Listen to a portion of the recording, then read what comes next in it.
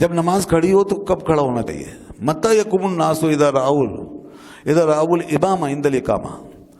یہ باب ہی دیکھیں سلمان سے، کب کھڑے ہوں گے لوگ؟ جب امام کو دیکھیں گے اقامت کے وقت. لوگوں کو کب کھڑا ہونا چاہیے؟ اقامت شروع ہو گئی. تو آئیے پہلے حدیث شریف سنتے ہیں.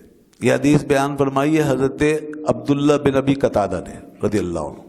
انہوں نے اپنے والد سے یعنی ابو قتادہ سے. ابو قتادہ رضی اللہ عنہ فرماتے ہیں کہ فرمایا رسول اللہ صلی اللہ علیہ وسلم نے اذا اقیمت الصلاۃ فلا تقوموا حتى ترونی، جب نماز کھڑی ہو تو تم کھڑے مت ہوا کرو. دیکھ لیے جناب، نماز کھڑی ہو تو تم کھڑے مت ہوا کرو.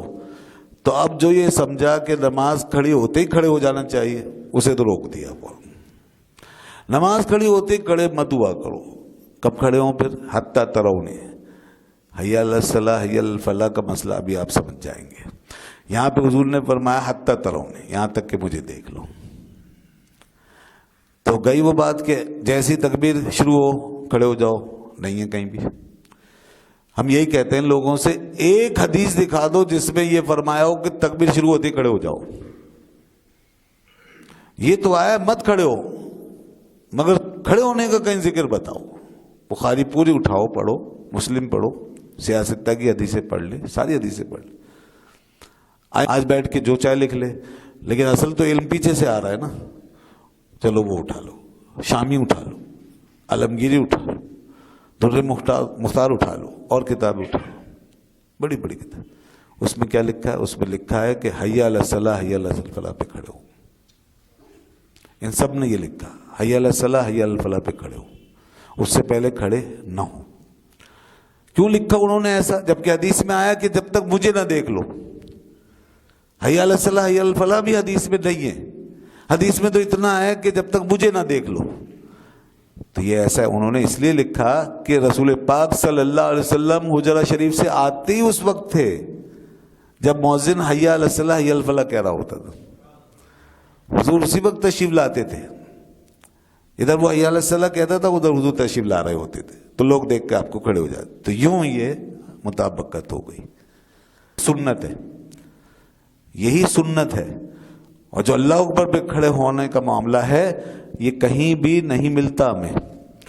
یہاں پر حدیثوں کی روشنی میں اور کثیر ائمہ جو ہیں امام، ان کی کتابوں میں نہیں ملتا. لوگوں نے یہی لکھا، اس لیے ایک امت اس پہ عمل کرتی ہے. لیکن بہرحال اگر کوئی کھڑا ہو جاتا ہے تو کوئی گناہ نہیں ہے. مگر عجیب سی بات ہے کہ امام بیٹھا ہے، سب بیٹھے ہیں، اب نماز شروع ہوتے ہی دو قسم کے طریقے جو ہیں وہ ایک دم سامنے آ جاتے. تو اس لیے عجیب سا لگتا ہے. اور پھر امام جو ہے وہ ظاہر ہے صحیح، اگر اس کو سمجھ رہے ہیں آپ تو پھر اس کے مطابق چلنا چاہیے. اور اگر آپ غلط سمجھ رہے ہیں امام کو تو پھر آپ اپنی نماز کو دیکھیں گے. پھر کیا کریں آپ؟ نماز آپ ایسے امام کے پیچھے پڑھ رہے ہیں کہ امام جو ہے خود غلط ہے آپ کی نظر میں، حدیث پہ نہیں چلتا، بدعت پہ چلتا ہے. اور بعض لوگ تو کہتے ہیں شرک کر دیا. امام صاحب نے کہا یا رسول اللہ شرک کر دیا، تو امام کا تو ایمان ہی گیا. تو پھر نمازیں کہاں سے ہوئی؟ اگر یہ تضادات ہیں نا ہمارے معاشرے کے، عجیب دین کو ہم نے کھلونا بنایا ہوا، تو ہمارے پاس کیا جسٹیفیکیشن ہے ان باتوں؟ اس لیے ہمیں ان تضادات سے نکلنا چاہیے، اور ان بچوں کو ہمیں صحیح تربیت دینی چاہیے اپنی قوم کو. اور یہ تو حدیث ہے جو ہم پڑھ رہے ہیں، حدیث کی روشنی میں بیان کر رہے ہیں. مطلب وہی ہے کہ اس طرح جو لوگ کرتے ہیں وہ سنتے نہیں ہیں، پڑھتے نہیں ہیں. کہیں سے سن کے آ جاتے ہیں یوٹیوب پہ، فیس بک پہ، کسی مولوی صاحب سے، کہیں مسجد میں جا کے نماز پڑھتے ہیں، یا پھر وہ حرم شریف میں دیکھ کے آ جاتے ہیں وہاں جیسا ہو رہا ویسا کریں گے. تو وہ ہم ہمیشہ سے کہتے ہیں وہ کوئی قرآن و حدیث پہ تھوڑی چلتے ہیں ساری باتوں میں. ان کے یہاں بہت سی غلطیاں ہوتی ہیں. وہاں تو سچ پڑھ رہا ہے، وہ سامنے سے گزر رہے، کوئی نہیں برا مانتا، نہ کوئی کہتا ہے نہ کوئی روکتا ہے. وہاں تو عورت ساتھ کھڑی ہو جاتی ہے، مرد کی نماز ہی ضائع ہو جاتی ہے، یہ بھی ہو جاتا ہے. تو بہت سی چیزیں ہو سکتی ہے. تو اس لیے کہیں بھی یہ نہیں ہے قرآن و حدیث میں کہ حرمین شریفین میں جو ہو اس کی پیروی کرو. یہ بھی ہمارا اپنی ایک اختراع ہے. ہمیں تو قرآن و حدیث پہ چلنا ہے، ان کو بھی چلنا ہے، ہمیں بھی چلنا ہے. تو قرآن و حدیث میں کیا یہ دیکھو، اور کیا آیا ہے یہاں پہ فرمایا جا رہا ہے کہ جب نماز کھڑی ہو تو تم کھڑے مت ہو، فلا تقوموا. صاف فرمایا کھڑے مت ہو. हत्ता तरौन, यहाँ तक कि मुझे देखो। फिर फुकाहा का मैंने हवाला दिया, सब इसी तरह लिखते आए कि जब मौज़िन हय्या अला सलाह पे पहुँचे तो फिर सब खड़े हो जाए। और देखें, अजान के तकबीर के अल्फाज भी किसी की समझ में आते हो तो उसे खुद समझ आ जाएगा कि मामला है क्या। मगर हम इतना भी गौर नहीं करते कि तकबीर में अल्लाह अकबर का मतलब खड़े होना होता ही नहीं है।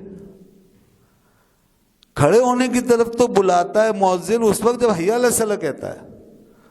जब तकबीर में कहता है ना हय्या अला सलाह, अब वो कह रहा है आओ भाई नमाज की तरफ, हय्या अल फलाह, आओ फलाह की तरफ, कद कामत सलाह, और ये आ गए सब। अब उसने कहा कद कामत सलाह, लो जी खड़ी हो गई नमाज, खड़ी हो गई नमाज, कद कामत सलाह। तो कम अज कम इसके अल्फाज ही समझ लो भाई, कोई इस तकबीर का मतलब ही समझ लो कि क्या कह रही है तकबीर, उसी के मुताबिक शुरू कर दो।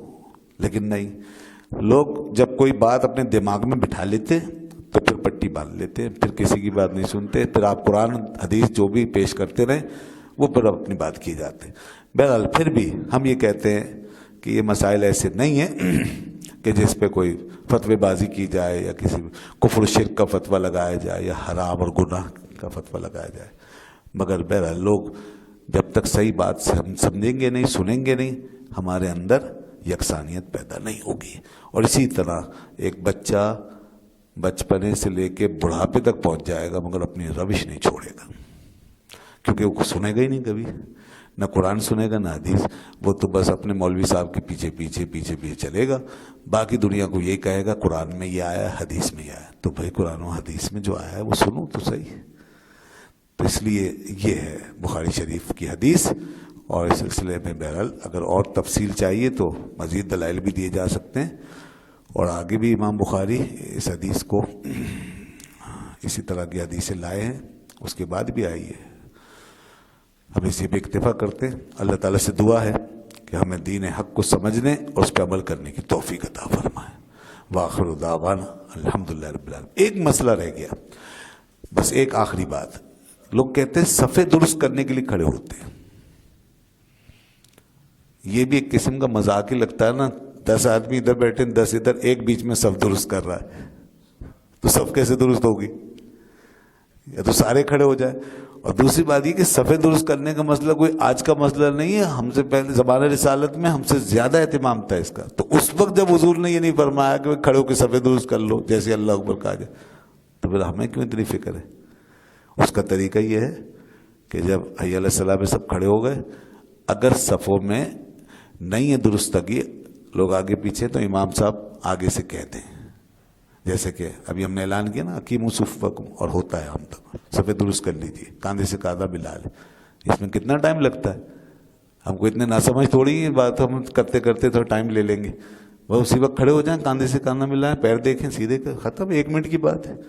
तो ये ऐलान हो जाता है, तवज्जो के लिए काफ़ी है। तो उसके लिए अल्लाह अकबर से कोशिश करने और मेहनत करने की क्या ज़रूरत है?